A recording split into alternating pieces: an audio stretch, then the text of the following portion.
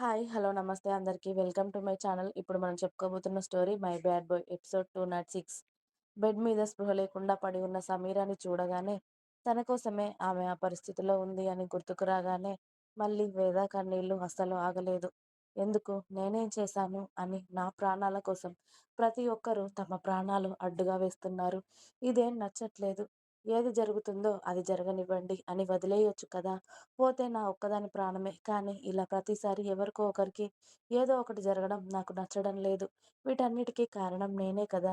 ఎందుకు నా ప్రాణాలకు మీ ప్రాణాలు అడ్డుగా వేసి నన్ను ఇంకా ఇంకా బాధపడేలా చేస్తున్నారు అని చెప్పి మెల్లిగా అడుగులో అడుగు వేసుకుంటూ సమీర దగ్గరికి వెళ్ళేసరికి తను గాఢ నిద్రలో ఉండడం చూసి ఏమీ మాట్లాడకుండా సమీర చేయి పట్టుకొని మౌనంగా వేద ఏడుస్తూ ఉంటే తనకి ఏమీ అవ్వలేదు. ఈవినింగ్ వరకు మనతో మాట్లాడుతుంది. చూడు, నువ్వు నువ్వు ఫీల్ అవ్వకు. ఇప్పుడు ఇంటికి వెళ్ళిపో. హాస్పిటల్‌లో ఇప్పటివరకు ఎందుకు? అని రుద్ర అంటుంటే, నా కోసం తన ప్రాణాలు అడ్డుగా వేసింది బావ. తనతో మాట్లాడకుండా నేను ఇంటికి వెళ్ళను.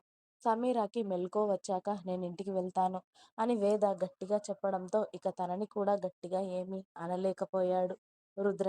ఆమెను 10 నిమిషాల పాటు చూసిన తర్వాత ఎక్కువసేపు ఉండకూడదు ఇక్కడ. పద, తనకి మెలకువ వచ్చిన తర్వాత మళ్ళీ వచ్చి మాట్లాడదాం. రూమ్ తీసుకుంటాను. అందులో కాసేపు రెస్ట్ తీసుకో అని రుద్ర అంటే, ఏదీ వద్దు. అత్తయ్య దగ్గర కూర్చుంటాను నేను అని వేద బయటకి రాగానే మీనాక్షి గారు కోడల్ని పక్కన కూర్చోబెట్టుకున్నారు. అక్కడ ప్రతి ఒక్కరూ సమీరాకి ఎప్పుడు మెలకువ వస్తుందా అని చూస్తూ ఉన్నారు. సంధ్య, శ్రావణి బయటకి ఏడుస్తున్నారు. కానీ సంజయ్ గారు మాత్రం లోపలే ఎక్కువగా కుమిలిపోతూ ఉన్నారు. చిన్న కూతురు అంటే ఎంత గారాబమో అంత ఇష్టం కూడా ఆయనకి. అలా చిన్న కూతురు ఉలుకు పలుకు లేకుండా హాస్పిటల్లో పడి ఉంది అంటే ఆయన మనసులోనే లేదు. కూతురు ఎలా ఉంటుందో ఏంటో అన్న ఆలోచన ఆయనని కుదురుగా ఉండనివ్వడం లేదు. ప్రతి ఒక్కరూ కూడా వేదకి ఏదైనా తినిపించాలి, తాగించాలి అని చూశారు. కానీ ఎవ్వరి చేతుల్లో ఏది ముట్టుకోలేదు. సమీరాతో మాట్లాడాక ఏదైనా అని చెప్పి సైలెంట్‌గా వాళ్ళ అత్తయ్య భుజం మీద తల వాల్చి సమీర ఉన్న రూమ్ వైపే చూస్తూ ఉంటుంది. అందరికీ అక్కడే సాయంత్రమే 7 గంటలు అవ్వగా అప్పుడే నర్స్ వచ్చి తనకి స్పృహ వస్తుంది అని చెప్పి డాక్టర్ గారిని వెళ్ళి తీసుకుని రాగానే ఆయన మరొక్కసారి సమీరాని చెక్ చేసి జాగ్రత్తగా మాట్లాడండి అని రుద్రకి సైగ చేసి ఆయన వెళ్ళిపోవడంతో ముందు చరణ్, నువ్వు మాట్లాడరా అని రుద్ర అనగానే అలాగే అన్నయ్య అని చెప్పి చరణ్ భారంగా సమీర దగ్గరికి అడుగులు వేస్తూ ఉంటే రుద్ర తమ్ముడు కన్నా ముందే వెళ్ళి సమీరాని చూస్తూ ఉంటే, అక్క ఎలా ఉంది బావగారు? తనకేం కాలేదు కదా? బానే ఉంది కదా? అని తను అంత బాధలోనూ వేద గురించే అడుగుతూ ఉంటే, ఎందుకిలా చేశావు సమీరా? అని అడిగాడు రుద్ర. తనకి ఏదైనా అయితే మీరొక్కరే కాదు బావ. ఎందరి ప్రాణాలు విలవిలలాడిపోతాయో నాకు తెలుసు కదా! ఎప్పటినుండో చూస్తున్నాను కదా బావగా. అక్క బావుందని చెప్పండి. అప్పటి వరకు నా మనసు కుదుట పడదు అని సమీర నీరసంగా అడుగుతూ ఉంటే, బానే ఉంది. బయట కూర్చొని నీతో మాట్లాడాక ఇంటికి వెళ్తాను అని ఇంటికి కూడా వెళ్ళలేదు అని రుద్ర అనడంతో సమీర అప్పుడు హ్యాపీగా, రిలీఫ్‌గా నవ్వడంతో, మా బేబీ వేరు, మీ బేబీ వేరు అనుకుంటామని నువ్వెలా అనుకున్నావు సమీర? నీ కడుపులో పెరుగుతుంది కూడా మా ఇంటి రక్తమే అని మర్చిపోయావా నువ్వు? అని అడిగారు రుద్ర సమీరాని డైరెక్ట్‌గా. అప్పటికే ఆమె ఒంట్లో తేడా తెలుస్తూ ఉంటుంది. ఏదో జరిగింది అని సెన్స్ చేస్తూ ఉంది. అదేంటో కూడా అర్థమైపోయింది. రుద్ర అడిగిన ప్రశ్నకి బేలగా ఇంకా డోర్ దగ్గర నిలబడిన చరణ్‌ని చూస్తూ కన్నీళ్లు కారుస్తూ, ఆ సమయంలో వేద అక్క మాత్రమే నాకు గుర్తుంది బావ. ఇంకా ఎవరు గుర్తులేరు. నా కడుపులో బిడ్డ కూడా అని సమీర ఏడుపు ఉధృతి ఎక్కువ అవుతూ ఉంటే చెప్పింది. అక్క కడుపులో బిడ్డ పడ్డప్పటి నుండి ఇప్పటి వరకు కూడా బేబీ కోసం తను ఎంత తల్లడిల్లిపోయిందో నాకు కూడా తెలుసు. నేను కూడా చూస్తూనే ఉన్నాను కదా బావ. ఇప్పుడు తనకన్నా, తన ప్రాణాల కన్నా బిడ్డపైనే అక్క ప్రాణాలు పెట్టేసుకుంది. మనకి ఎవరికైనా ఏమైనా బతకగలుగుతుంది తను. కానీ అక్క కడుపులో ఉన్న బేబీకి ఏమైనా అయితే అక్క పరిస్థితి తలుచుకోవడానికి కూడా నాకు మనసు రావట్లేదు బావ. నేను చేసింది మంచి పనే అని అనుకుంటున్నాను.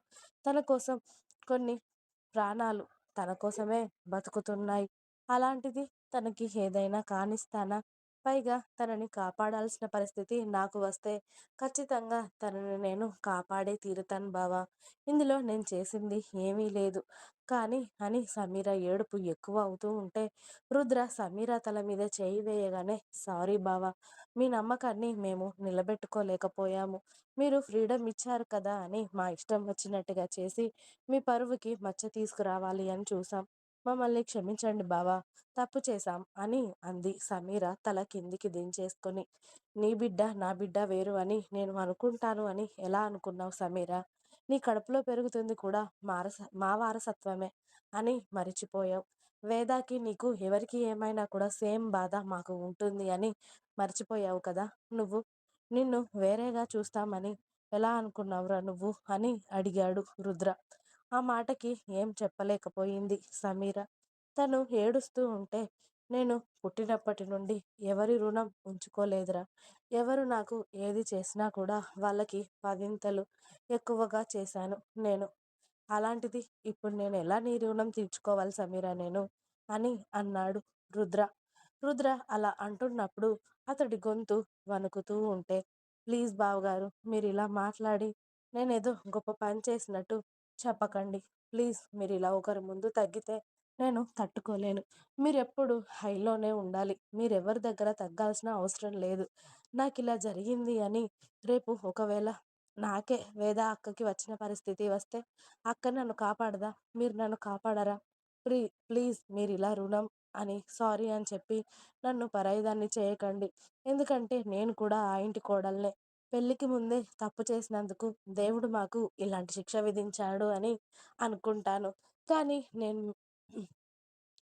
మీరు తగ్గితే మాత్రం చూడలేను బావగారు. ప్లీజ్ నాకు సారీ చెప్పి నన్ను గిల్టీగా ఫీల్ అయ్యేలా చేయకండి బావగారు అని సమీర ఏడుస్తూ ఉంటే ఒక కూతురులాగా ఆమెను అతడు గుండెలకు హత్తుకున్నాడు రుద్ర.